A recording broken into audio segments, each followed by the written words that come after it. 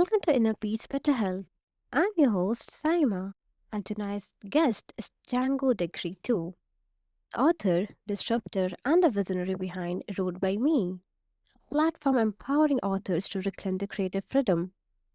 From the pages of I Hope You Wake Up to My Path to Freedom, Django's story is a bold invitation to wake up, break free, and find peace, not by escaping the world, but by rewriting how you live in it.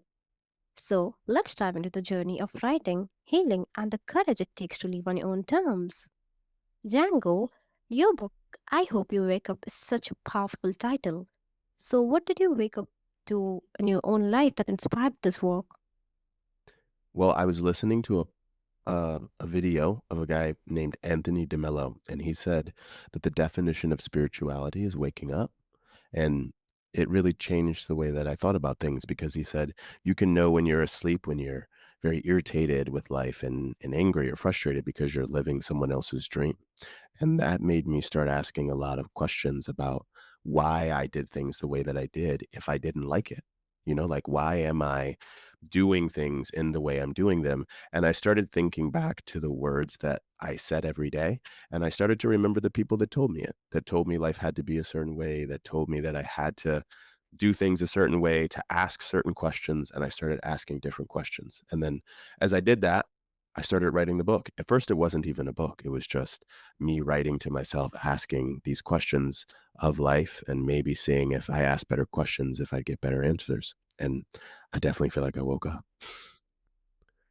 Mm-hmm. So, was there a specific moment that sparked your shift towards peace and freedom? Um, I feel like it's hard to say if there was one moment, but I can say I remember that there were times where I was so down on myself and so sad that I just figured I couldn't keep living like that anymore. And it didn't just happen one time. I think it happened a couple of different times. And then at some point, I was able to really start to break free from that concept of reality. I was able to start kind of choosing a different path because I just knew that I couldn't keep doing that anymore. That's kind of awakening. It's uncomfortable but necessary. So many listeners are likely on the edge of their own wake up call. Uh-huh. Now, mhm, you talk a lot about peace. So, how do you personally define it in a world that feels anything but peaceful? How do I define it? How do you define it in a world that feels anything but peaceful? Um, well, I feel like in some ways we have our preferences on reality. I'm writing another book right now. It's called They Lied to You. And one of the things I've realized is that there's a belief that life has to be a certain way. So if you feel like it has to be a certain way, when things aren't working out the way that you want, that's when you wouldn't feel peaceful. And so if you can start to let go of what you think things should be, suddenly life can be very peaceful. The only way to really not be at peace is to believe that it's supposed to be a different way than it is. Like one of the things I always say is if it was supposed to be another way, it would have been, but it's not. So it's exactly how it's supposed to be. And that makes every moment just that much easier. There's no need for me to be anxious or frustrated or angry or annoyed. That's just me wishing things were something other than they are. I just have to accept where I am and then do with what I have, you know? Mm-hmm. So, do you think that peace is something we find? Yeah, it is almost like something we choose, but it's almost like going back and realizing that we like don't even have to choose it. We're just choosing everything other than what is. Like when a baby is born, yes, it might cry or laugh or anything else, but for the majority of it, like it's not actually able to conceptualize that things aren't good. So in a way, it's almost like an act of not choosing. It's paradoxical. Like I think that's sort of what the the whole like Buddhist concept of um like tattara or some of the other things that like it doesn't actually define anything once you realize that peace doesn't require you to do a thing. It's just there. It's always available to you. It's just all the choosing that you're doing every day that's probably causing all of the stress and the anxiety, you know? Mm-hmm. That's real. That peace isn't passive, it's a daily act of rebellion against chaos and conditioning, for sure.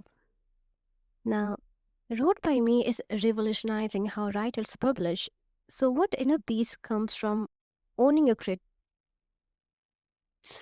Well, I think that if you take a journey internally and you start to create, you can find out things about yourself that you didn't know were there. So, like oftentimes we cling to what we know rather than going to the unknown. But if you take some time and you recognize that everything that you would find in the unknown is just more of yourself, then it's something that you don't have to be afraid of. So, as you are writing, whether that's fiction or nonfiction, if you're journeying on your health and you're trying to figure out what you want to do next, like that whole journey is only going to help you discover parts of yourself that you just didn't see yet. And you're just illuminating those parts of the room that you maybe never looked at. So rather than being afraid of that, because, maybe you lose some of what you know, I mean, really, you're just adding on to what is. Does that make sense? That completely makes sense, Django. So, Awesome. what advice, you'd like to give to aspiring authors who are like afraid to start or speak their truth? Well, you know, language is paradoxical because you can only describe what is with what isn't. So you have to just give yourself the space to accept that this is what's true for you today and that tomorrow maybe that will change. And you just have to be willing to, put to words what at least you believe to be true in this moment. And if you write something, you can't really write it knowing how people are going to decide if they like it or don't like it. You have to write it because, you believe it. And whether they buy it or don't buy it, I think it's beautiful for you to take out of the universe something that that just never existed. It won't exist without you. That you're the only person who can create the thing that you would create. There's no one like you. So the world needs it, and we want to help you get it out there, and we'd be more than happy to support you. Mm-hmm. There's actually so much power in permission, especially when it comes from within, not a gatekeeper. Hmm. Now, your work touches deeply on freedom from expectations, systems, even self doubt. So, how do writing and healing overlap in your experience? Can you say that for me one more time? Yeah, sure. Your work touches deeply on freedom, right? From Mhm. expectations, systems, even self doubt. So, how do writing and healing overlap in your experience? Okay, okay. I read a thing a while back that said that we have hundreds of thousands of thoughts every single day. And one thing I've Hmm. realized is that if I don't capture a thought, oftentimes I'll lose it pretty quickly. And so I think writing out the things that we want to focus on helps us keep those thoughts top of mind. So I'll never forget. I do remember a period of time where I said, if it's okay for me to tell myself that I'm ugly or bad or not good enough or I woke up on the wrong side of the bed, what would happen if I started saying to myself that I'm sensational and amazing and phenomenal and divine and tantalizing and immaculate? And so at first, it was really hard for me to do because the other words were stuck in my head all the time. So I started writing those words every day when I first started. And I would read those words at the top of my journal as I was working throughout the day. And as time went on, it got easier and easier to keep using those words because I kept seeing those words. So, um, that's just one path of writing, not even necessarily to write a book, but just to maintain the concept of reality that you want to exist. So as you're writing, whether that's a nonfiction book or fiction book, as you like surround yourself in the creative process, it can really shift the thoughts that you have on a day to day. And actually writing those out, writing the things that you want to exist, it makes it much easier to actually stay in that mindset in that space. So, is there a piece you wrote that unexpectedly healed something in you? Yeah, for sure. I remember when I asked the question, can you unconditionally love anyone if you don't unconditionally love everyone? Because, like, up to that point, I'd said I unconditionally love my mom and my friends, but I don't unconditionally love these other people. And when I asked myself why I don't unconditionally love those people, there were criteria by which I conditionally love them. And what I realized was those same conditions were also on other people that I knew. Like, what if I found out that, my mom's not my mom? Will I still unconditionally love her, because she's maybe my stepmom or something, and I didn't know that? Would it be that, if my friend started to not do the things that I believe are friendly, that I will no longer love them? Like, am I maybe not able to love what I see in others because I couldn't love it in myself? Like, am I even able to unconditionally love myself if I can't unconditionally? So I remember I just started saying, I'm going to stop putting conditions on loving people. And I think the only way that I could start doing that is by not putting conditions on myself. And that really shifted how I was able to connect with people and how I was able to grow with them. Mm-hmm. It's actually amazing that how, like, what we create for others end up healing us too, and what's really our medicine, for sure. For sure. I agree. Mm-hmm. Now, for someone out there stuck in noise, hustle, or fear, what's one small step they can take to reclaim their path to peace?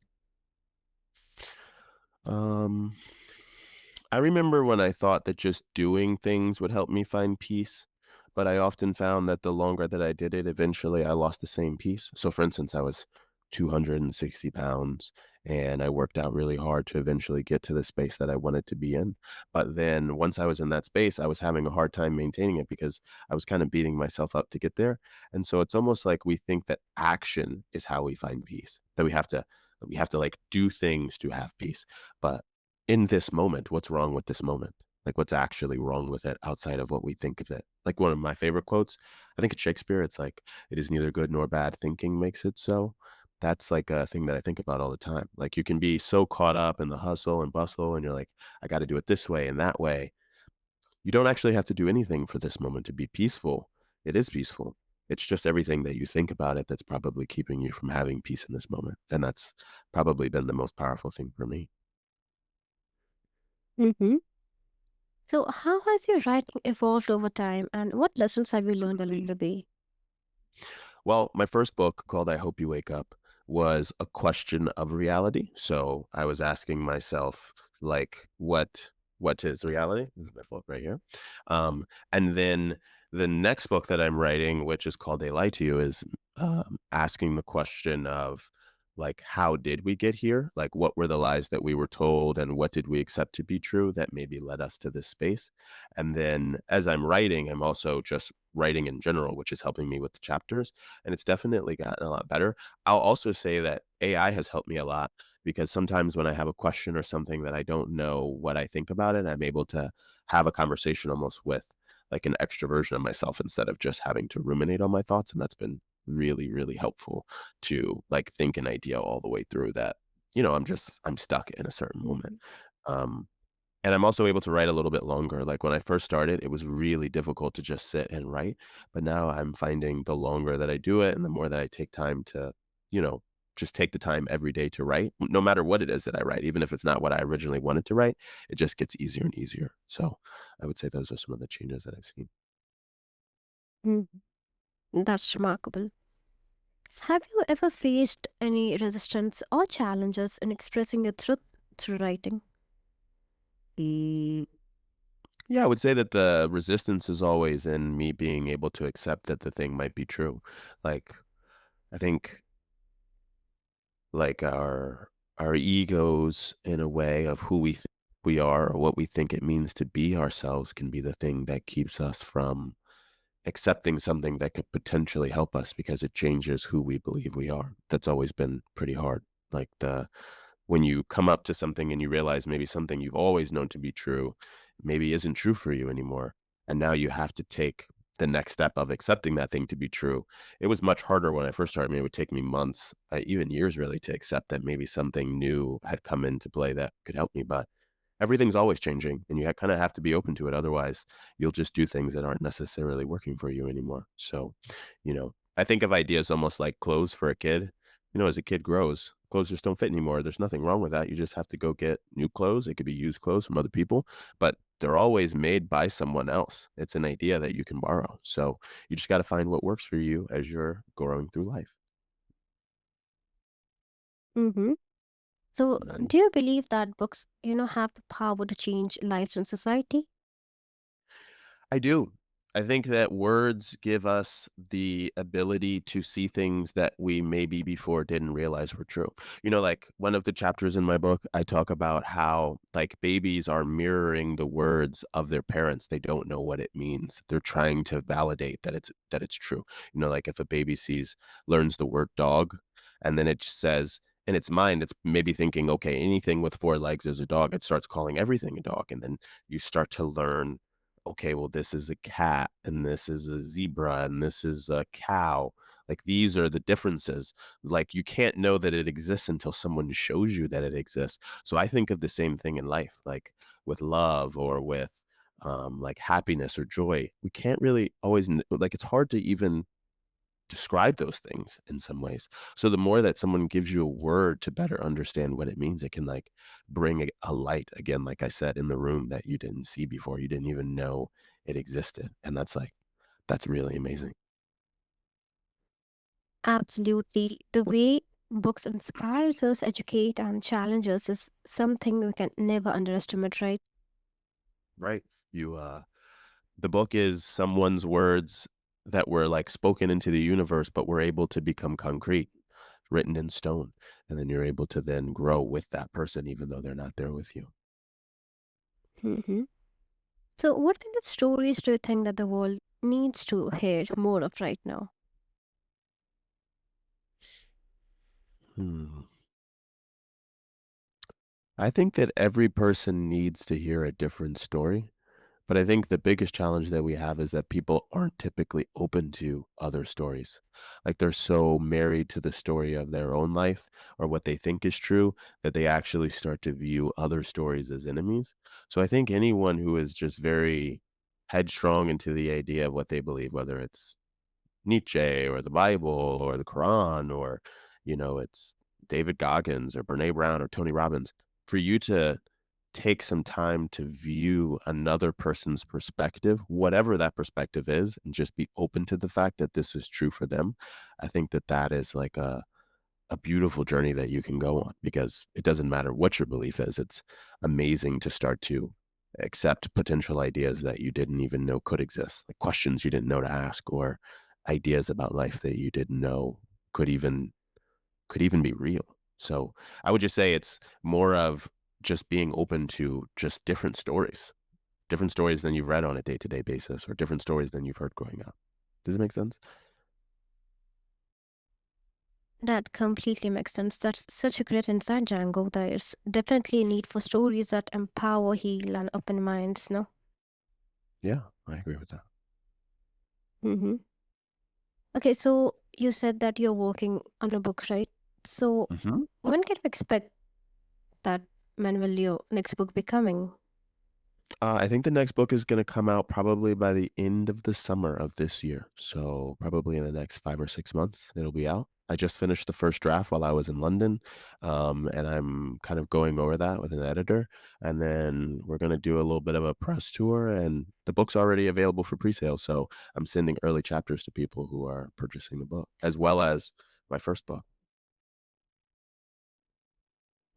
That really sounds exciting. I can't wait to see how your next project continues to inspire and challenge perspectives. Thank you so much. Hmm. Warmly welcome. Django, you reminded us tonight that peace isn't found in the world's approval, it's found in your own voice. Whether you're writing books or just rewriting your story, you have the power to choose freedom and stillness, one sentence at a time. So write, reflect, rebel kindly. The peace you crave is already in your hands. Until next time, keep breathing, keep writing. This is Inner Peace Better Health.